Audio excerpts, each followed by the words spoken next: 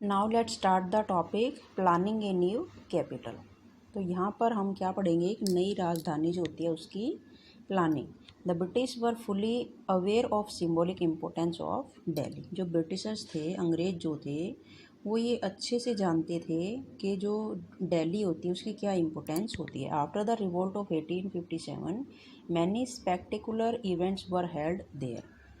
1857 का जो रिवोल्ट होता है उसके बाद यहाँ पर कई इवेंट हेल्ड किए गए। ऐसे ही इन 1877 में वायसराय लिटन जो होता है organise a durbar to acknowledge Queen Victoria as the emperor of India. जो उस समय वायसराय होता था लॉर्ड लिटन, उसने एक दरबार ऑर्गेनाइज किया। किसके एक्नॉलेज में? जो क्वीन विक्टोरिया होती है उसके एक्नॉलेज में as the empress of India. Remember that Calcutta was still the capital of British India but the grand durbar was being held in Delhi. जैसे कि आपको पता है कि जो ब्रिटिशर्स थे उनकी ब्रिटिशर के टाइम में इंडिया की जो कैपिटल होती है वो कैलकाटा होती थी, लेकिन जो ग्रैंड दरबार ऑर्गेनाइज किया गया था वो दिल्ली में किया गया था। Why was this show? तो ऐसे क्यों था? During the revolt the British had realized that the Mughal emperor was still important to the people and they show him as their leader। क्या था कि रिवॉल्यूशन के दौरान अंग्रेज जो थे उन्होंने ये रियलाइज़ किया कि मुग़ल एम्परर जो था वो अब भी जो इंडियन पीपल होते हैं उनके लिए इम्पोर्टेंट होता था, वो उसको एक लीडर की तरह मानते थे। It was there for the important to celebrate British power with pomp and show in the city the Mughal emperor had earlier ruled, and the place which had turned into a rebel stronghold in 1857। तो उसके बाद क्या था कि अंग्रेज़ों ने ये समझ लिया कि उनका जो मुखिया होता है मुग़ल बादशाह और 1857 के जो बागी होते थे उनको ध्यान में रखकर उन्होंने इस तरह का प्रदर्शन किया कि इससे उनको जलन महसूस होगी। इन 1911 अब हम पढ़ेंगे कि जो दिल्ली होती है वो कब कैपिटल बनती है, दिल्ली को कब राजधानी बनाया जाता है कैलकाटा से। इन 1911 when king George V was crowned in England, a darbar was held in Delhi to celebrate the occasion। The decision to shift the capital of India from Calcutta to Delhi was announced at दरबार। कि क्या होता है कि यहाँ पर इन 1911 के अंदर जब किंग जॉर्ज V जो होता है उसको इंग्लैंड के अंदर राजा बनाया जाता है तो उस इवेंट को सेलिब्रेट दिल्ली में भी किया जाता है। उसके एवज में दिल्ली में दरबार का आयोजन किया जाता है। New Delhi was constructed as 10 square mile city on Raisina hills south of the existing city. Two architect Edward Lutyens and Herbert Baker were called on to design New Delhi and its building. कि न्यू दिल्ली जो होती है उसको 10 square मील के अंदर construct किया जाता है रायसीना हिल के ऊपर। जो रायसीना हिल होती है साउथ ऑफ एग्जिस्टिंग सिटी के पास, वहाँ पर इसको बनाया जाता है। और इसके लिए जो आर्किटेक्ट वो चुनते हैं वो होता है एडवर्ड लुटियंस और हर्बर्ट बेकर। उनको ये काम दिया जाता है कि न्यू दिल्ली की जो बिल्डिंग्स होती है उनको डिज़ाइन कैसे किया जाए। The government complex in new Delhi consist of A 2 miles away. जो गवर्नमेंट कॉम्प्लेक्स होता है दिल्ली के अंदर उसमें 2 मील का चौड़ा रास्ता छोड़ा जाता है। उसके बाद किंग्सवे जो 2 बिल्डिंग्स बनाई जाती है गवर्नमेंट की, किंग्सवे और दूसरा होता है वायसराय प्लेस। किंग्सवे जिसको आज राजपथ के नाम से जाना जाता है, that lead to viceroy place now Rashtrapati Bhavan with the secretariat buildings on either side of the avenue. Viceroy का जो महल होता है और किंग्सवे जाने वाला जो रास्ता होता है उसको 2 मील चौड़ा बनाया जाता है। उसके दोनों तरफ सेक्रेटरीट की जो बिल्डिंग्स होती है वो बनाई गई थी। The features of this governments building were borrowed. अब यहाँ पर जो फीचर्स बनाई जाती है इसकी क्या फीचर्स थी, जो बिल्डिंग्स होती है उनकी। The features of this government building were borrowed from different period of India's imperial history. के जो बिल्डिंग्स होती हैं उनके अंदर क्या दिखाया गया था, different periods of Indian imperial history. जो इंडियन इम्पेरियल हिस्ट्री होती है उसकी डिफरेंट पीरियड्स की वो चीज़ें उसके अंदर रखी गई है। But the overall look was classical Greece. लेकिन जो ओवरऑल लुक होता है वो कैसा दिखाई देता है उनका, क्लासिकल ग्रीस का, 5th century का। For instance the central dome of viceroy place was copied from the Buddhist stupa at Sanchi. कि वायसराय का जो प्लेस होता है उसका जो सेंट्रल डोम होता है वो किससे लिया हुआ है, जो बुद्धिस्ट स्तूप होता है सांची का, वहाँ से उसको डिजाइन किया हुआ है। And the red stone and curved screen of jalis were borrowed from Mughal architecture. और उसके अंदर जो रेड स्टोन यूज किया है, जो कर्व्ड स्क्रीन्स यूज की गई, जो जालीज उसके अंदर बनाई गई है, वो मुगल आर्किटेक्चर से ली हुई होती है। But the new building had to assert British importance. लेकिन जो नई बिल्डिंग्स होती हैं उनके अंदर ब्रिटिश इंपोर्टेंस भी डाला गया है। That is why the architect made sure that the Viceroy place was higher than शाहजहां's जामा मस्जिद। इसलिए जो आर्किटेक्ट होते हैं उन्होंने ये श्योर किया कि वायसराय का जो प्लेस होता है वो शाहजहां की जो जामा मस्जिद होती है उससे ऊंचा हो। तो हम आगे पढ़ेंगे how was this to be done. ये काम कैसे किया जाता था। New Delhi took nearly 20 years to build. The idea was to build a city that was a star contrast to Shahjahanabad. कि दिल्ली को बनाने में लगभग कितने ईयर्स लग गए, 20 ईयर्स लग जाते हैं। और जो आइडिया था बिल्ड का, सिटी को बनाने का जो आइडिया था वो किसके कंपैरिजन में होता था, वो शाहजहानाबाद के मुकाबले से बिल्कुल डिफरेंट होता था, अलग होता था। There were to be crowded mohallas, क्योंकि शाहजहानाबाद में क्राउडेड मोहल्लाज होते थे तो इसके अंदर नहीं होता है। नो मेज ऑफ नैरो बाइलेंस, जो नैरो बाइलेंस होती थी, संकरी गलियां होती है, वो भी यहाँ पर नहीं बनाई गई। In new Delhi there were to be broad street line with sprawling mansion set in the middle of large compounds. कि यहाँ पर क्या था कि सीधी सड़कें और बड़े बड़े जो मैदान होते हैं उनके बीच में बड़ी बड़ी इमारतें जो होती हैं उनकी कल्पना की गई थी। The architect wanted New Delhi to represent a sense of law and order. जो आर्किटेक्ट होते हैं वो चाहते थे कि दिल्ली जो होती किसको रिप्रेजेंट करे, sense of law and order को, इन कॉन्ट्रास्ट टू द चेयर्स ऑफ ओल्ड दिल्ली के मुकाबले। The new city also had to be a clean and healthy space. The British saw overcrowded space as hygienic and unhealthy, the source of disease. This meant that New Delhi had to have better water supply, sewage disposal and drainage facility than the old city. It had to be green with trees and parks, ensuring fresh air and adequate supply of oxygen. कि अंग्रेज जो थे पुरानी दिल्ली में अफरा तफरी दिखाई देती है, जो न्यू सिटी होती है वो अनहाइजीनिक और अनहेल्दी दिखाई पड़ती है। अंग्रेज़ों को ये जो भीड़ भरे इलाके थे ये कैसे लगते थे, गंदे और हेल्थ के लिए हार्मफुल दिखाई देते थे, कि इससे बहुत सारी डिजीज़ उनको हो सकती है। इसलिए उन्होंने जो न्यू दिल्ली होती है उसमें जो ड्रेनेज सिस्टम होता है, जो वाटर सप्लाई होती है, तो इनकी उन्होंने पूरी व्यवस्था की थी और उसे ज़्यादा हरा भरा बनाया गया। वहाँ पर बड़े बड़े पेड़, बड़े बड़े पार्क बनाए गए और लगातार वहाँ से उनको फ्रेश एयर और ऑक्सीजन मिलती रहे। इस तरह की उन्होंने दिल्ली को डिज़ाइन किया। अब हम पढ़ेंगे the vision of the New Delhi. This is how viceroy Hardinge explain the choice of Delhi as capital. यहाँ पर जो वायसराय हार्डिंग होता है उसने भी दिल्ली को राजधानी के रूप में चुनने के पीछे कुछ वजह बताई है। वो ये होती है the change would strike the imagination of the people of India and would be accepted by all as the assertion of an unflattering determination to maintain British rule in India। कि जो चेंज होता है भारत के लोगों की कल्पना के अनुरूप होगा और सभी लोग जो थे भारत में जो ब्रिटिश शासन था उसको बनाए रखने के लिए क्या करेंगे, वो डिटर्मिनेशन होंगे, डिटर्मिनेशन के रूप में उसकी सराहना करेंगे, उसकी बड़ाई करेंगे। तो वास्तुकार जो होता है यहाँ पर आर्किटेक्ट हर्बर्ट बेकर, वो ये उसकी राय होती है कि the new capital must be A sculptural monument of the good government life in the time of partition. हम देखते हैं कि जो पार्टीशन के समय क्या लाइफ होती है लोगों की। The partition of India in 1947 led to a massive transfer of population on both side of the new border. कि जब इंडिया आज़ाद होता है 1947 के अंदर, तो उस टाइम हिंदुस्तान जो होता है, हिंदुस्तान के दो पार्ट हो जाते हैं, इंडिया के रूप में और दूसरा पाकिस्तान के रूप में। तो पार्टीशन के जो समय क्या होता है कि जो नई बॉर्डर होते हैं, जो न्यू बॉर्डर्स होते हैं, वहाँ पर बहुत सारी आबादी जो होती है वो ट्रांसफ़र होती है दोनों side. As a result the population of Delhi swelled, the kinds of jobs people did change and the culture of the city become different. इसका क्या रिजल्ट होता है कि दिल्ली की जो पॉपुलेशन होती है वो अचानक से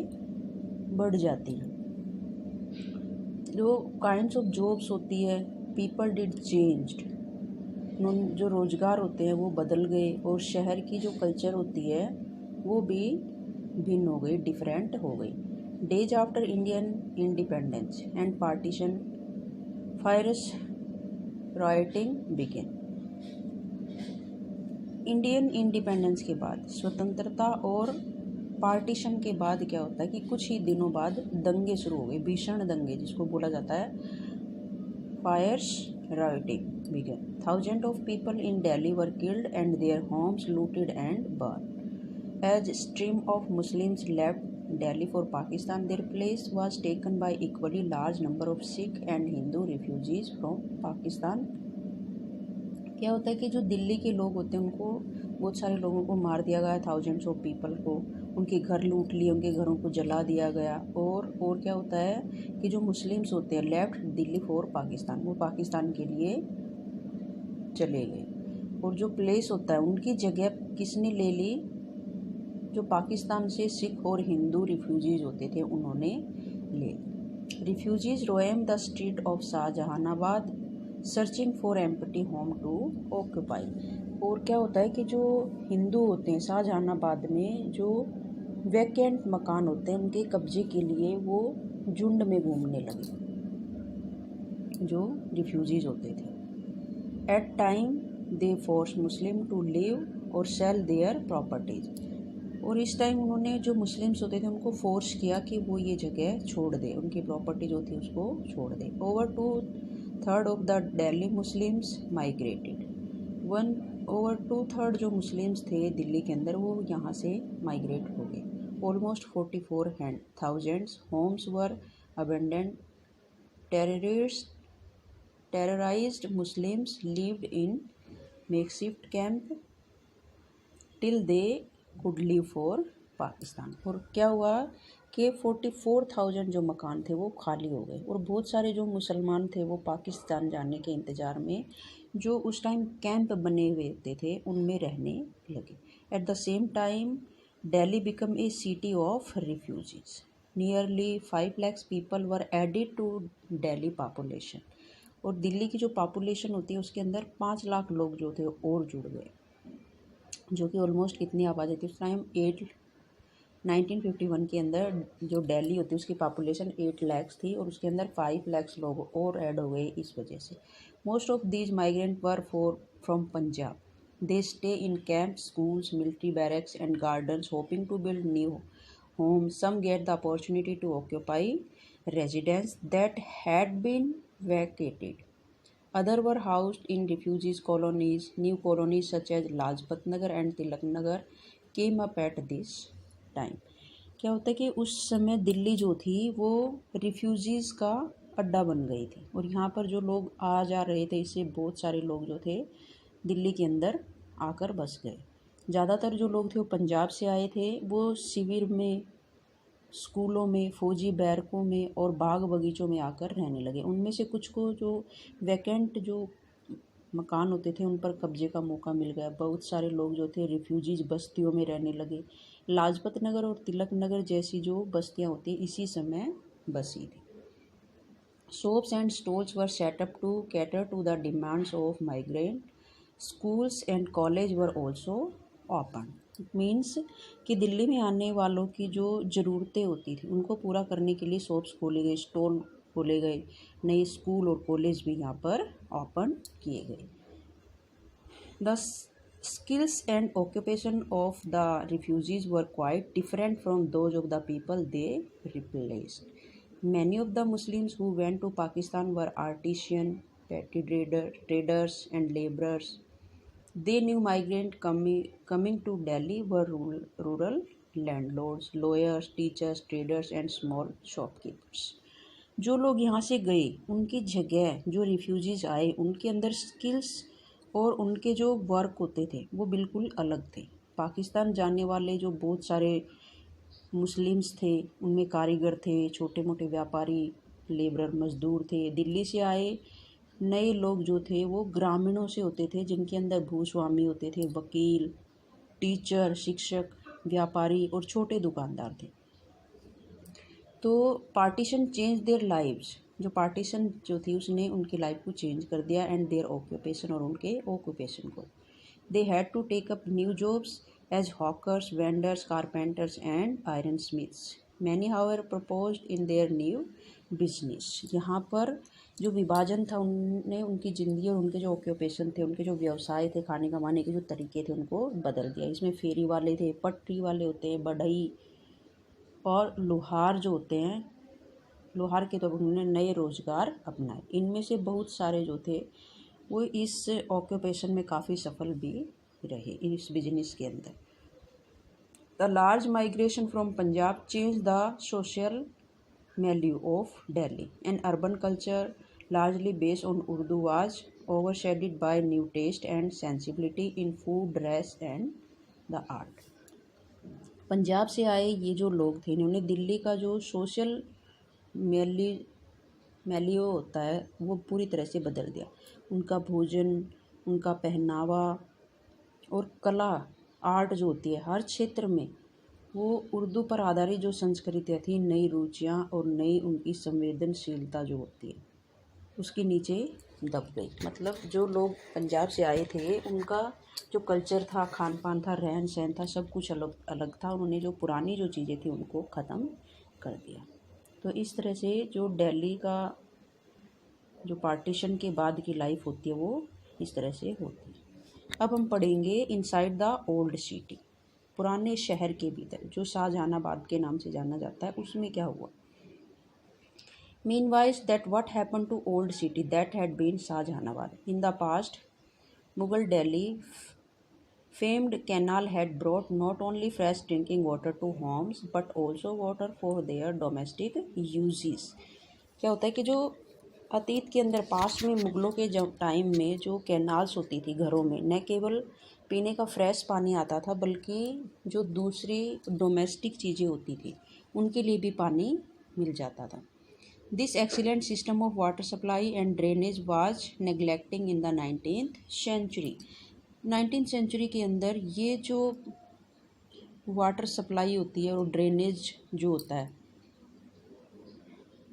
उसको नेगलेक्ट किया जाने लगा। The system of walls also broke down and channels to remove household waste were damaged. This was at a time when the population of the city was continuously growing. कि जो ये जो व्यवस्था थी ये अस्त व्यस्त हो गई। ड्रेनेज सिस्टम, पानी का जो सिस्टम था, वो घरेलू जो कचरे थे उनकी निकासी, तो ये सब उस टाइम डैमेज हो जाती है। और एक ऐसे समय की बात है जब शहर की आबादी लगातार बढ़ रही थी, उस समय जो था। The broken down canals could not serve the need of this rapidly increasing population. जो टूटी हुई नहरें थी, टूटी फूटी, वो इतनी तेज़ी से बढ़ती हुई जो आबादी थी उसकी जो रिक्वायरमेंट थी उसको पूरा नहीं कर सकती। At the end of the 19th century the Shahjahani drain were close and a new system of open surface drain was introduce. क्या किया गया कि 19 जो सेंचुरी होती है उसके आखिर में शाहजहानी नालियों को बंद कर दिया गया और खुली नालियों की जो न्यू मैनेजमेंट होता है वो क्या किया गया, उसको इंट्रोड्यूस किया गया। नया जो ड्रेनेज होता है उसको। The system too was soon overburdened, and many of the wealthier inhabitants complained about the stench from roadside revees and overflowing open drainage. और तो इस वजह से क्या हुआ कि जो उस जगह पर बहुत सारे अमीर लोग जो रहते थे वो सड़क किनारे बहती जो नालियाँ होती है और उफनते हुए जो खुले नाले थे उनकी बदबू से वो परेशान रहते थे। The Delhi municipal committee was unwilling to spend money on a good drainage system. जो दिल्ली की जो म्यूनिसिपल कमेटी होती है वो एक अच्छी निकासी जो होती है, अच्छी जो ड्रेनेज सिस्टम होता है उस पर पैसे खर्च करने को तैयार नहीं होती है। एट द सेम टाइम दो millions of rupees were being spend on drainage system in the New Delhi area. और उसी समय नई दिल्ली के इलाके में जो ड्रेनेज सिस्टम होता है उस पर लाखों रुपए खर्च किए गए। तो इस तरह से वहाँ का जो डैमेज सिस्टम होता है वो होता है। ये आपकी जो पिक्चर होती है चांदनी चौक की होती है 19th सेंचुरी की। अब हम पढ़ेंगे the decline of havelis. The Mughal aristocracy in the 17th and 18th century lived in grand mansions called havelis. जो मुगल होते थे 17 और 18 जो सेंचुरी के अंदर, वो भव्य हवेलियों में रहते थे, ग्रैंड मैंशंस जिनको हवेली बोला जाता था। A map of the mid 19th century shows at least 100 such havelis which were large walled compound with mason courtyards and fountain। अब ये जो उस टाइम की हवेलीज होती हैं उनकी फीचर्स के बारे में बताया गया है कि उस हवेलीज के अंदर क्या देखने को मिलता था। जब हम 19th सेंचुरी का जो मैप देखते हैं तो उसमें ऐसे कम से कम 100 हवेलियाँ हमें दिखाई देती। ये 4 दीवारी से घिरी होती हैं, इनके बीच में दालान होते हैं और झरने वगैरह होते हैं इनके अंदर। A Haveli housed many families. On entering the Haveli through a beautiful gateway, you reached an open courtyard surrounded by public rooms meant for visitor and business, used exclusively by male. The inner courtyard with its pavilion and rooms was meant for the women for the household। कि एक हवेली में बहुत सारे families रहती थी। यहाँ पर जो गेटवे होते थे बहुत सुंदर तरीके से बनाए जाते थे, जो हवेली के भीतर जाने के लिए होते थे। वो आप उनको एक खुले मैदान में लेकर जाते थे। इसके चारों तरफ मेहमान और जो कारोबारी होते थे यहाँ पर उनके लिए अलग अलग कमरे बने हुए थे, विजिटर्स और बिजनेस जो पर्सन्स होते थे उनके लिए, जिनका सिर्फ जो मैन होते हैं वही इस्तेमाल करते थे। अंदर की साइड में जो कमरे होते थे परिवार की जो औरतें होती थी उनके लिए होते थे। Rooms in the havelis had multiple uses and very little by way of furniture. Haveli के जो कमरे होते थे, रूम्स होते थे, उनको कई कामों के लिए यूज किया जाता था। उनमें जो फर्नीचर होता था वो बहुत कम होता था। Even in the mid 19th सेंचुरी Qamar al Din Khan haveli had several structure within it and included housing for the cart driver, tent pitchers, torch bearers, as well as accountants, clerks and household servant। यहाँ तक कि 19th सेंचुरी के अंदर 19th century के मध्य तक भी कमर अल दीन खान की जो हवेली होती है उसमें कई इमारतें होती है, बिल्डिंग्स होती है। उनमें गाड़ीवान, तंबू वाले, मसालची, खातेदार, क्लर्क और जो घरेलू नौकर होते हैं उनके रहने का इंतज़ाम होता था। तो इस तरह से हवेलियाँ जो होती है वो डिज़ाइन की जाती थी अलग अलग लोगों के लिए। Many of the Mughal amirs were unable to maintain the large establishment under condition of British rule. कि जो बहुत सारे मुगल अमीर थे, मुगल अमीर ब्रिटिश शासन के समय इन जो बड़ी बड़ी इमारतों को संभालने की हालत में नहीं थे। Havelis therefore began to be subdivided and sold. Often the street front of the Havelis become shop and warehouse.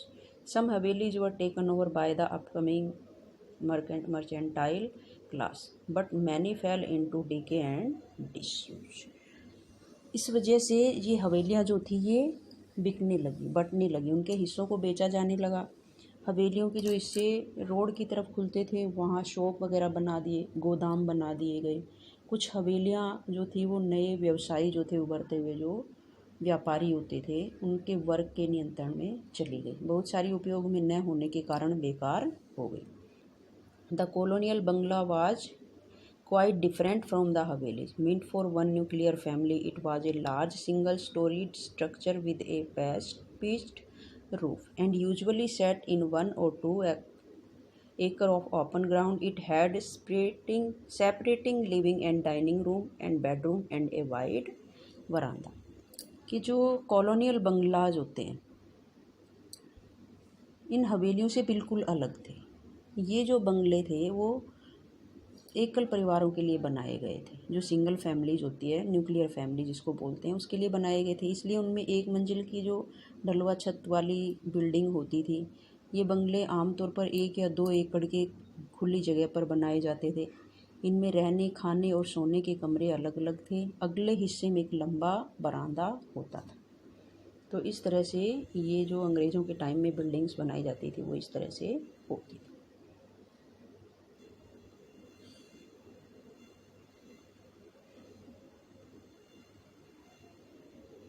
Running in the front and sometimes on 3 sides. Kitchen, stables and servants' quarter were in a separate space from the main house. The house was run by a dozen of servants. The women of the household often sat on the veranda to supervise tailor or other tradesmen.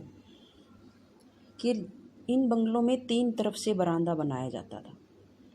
रसोई घर, अस्तबल और जो servant होते थे उनके quarter जो होते हैं, मुख्य मकान जो होते थे, मेन जो मकान होते थे उनसे अलग बनाए जाते थे। और घर की देखभाल के लिए दर्जनों नौकर होते थे। परिवार की औरतें अक्सर क्या करती थी कि दर्जी जो होते थे, टेलर्स और जो अन्य कारीगर्स होते थे उनके ऊपर नज़र रखने के लिए बरामदे में बैठती थी।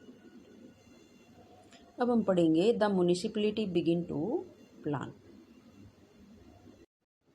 The census of 1931 revealed that the walled city area was horribly crowded with as many as 90 persons per acre, while New Delhi had only about 3 persons per acre. कि जो नगर योजनाएं होती थी नगर पालिका की, वो 1931 की जो सेंसस होती है, जो जनगणना होती है, सेंसस मीन्स जनगणना, जो 1931 की जनगणना होती है उससे पता चलता है कि जो ओल्ड शहर के इलाकों में भयानक भीड़ है, वो ज़्यादा क्राउडेड होती थी। यहाँ पर प्रति एकड़ 90 लोग रहते थे, जबकि नई दिल्ली के अंदर प्रति एकड़ के अंदर केवल 3 लोगों का ही औसत होता था। The poor condition in the walled city, however, did not stop it from expanding. In 1888, an extension scheme called the Lahore Gate Improvement Scheme was planned by Robert Clark for the walled city resident. कि पुराने शहर के जो बिगड़ते हालात के बावजूद उसका जो फैलना था वो जारी रहा। पुराने शहर के जो लोगों के लिए रॉबर्ट क्लार्क ने 1888 में लाहौर गेट सुधार योजना के नाम से एक विस्तार योजना तैयार की। The idea was to draw resident away from the old city to a new type of market square around which shop would be built. और उनकी जो योजना थी वो ये थी, इसके पीछे सोच ये थी कि यहाँ के जो लोग होते हैं, निवासी जो होते हैं, पुराने शहर से अलग एक नए तरह के चौराहा बाजार की तरफ ढकेला जाए, नए तरीके से उनको बसाया जाए। Around which shop would be built. Street in this redevelopment strictly followed the grid pattern and were of identical with size and character. Land was divided into regular area for the construction of neighborhoods. Clarkganj, as the development was called, remained incomplete and did not help to decongest to the old city. Even in 1912, water supply and drainage in these new localities was very poor. क्या था कि जो मोहल्ले का जो सड़कों की चौड़ाई, उनका आकार और उनका जो स्ट्रक्चर होता है वो एक जैसा होना चाहिए। मतलब ऐसी कल्पना की गई थी कि जो चौराहों पर चारों तरफ दुकानों की कल्पना की गई थी।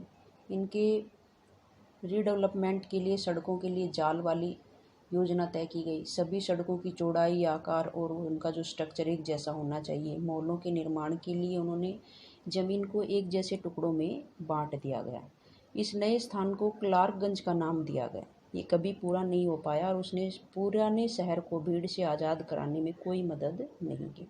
यहाँ तक कि 1912 में भी इन नए जो स्थानों पर जो जल आपूर्ति होती है, वाटर सप्लाई जो होती है और ड्रेनेज सिस्टम होता है, उसकी जो व्यवस्था होती है बहुत ख़राब हो गई।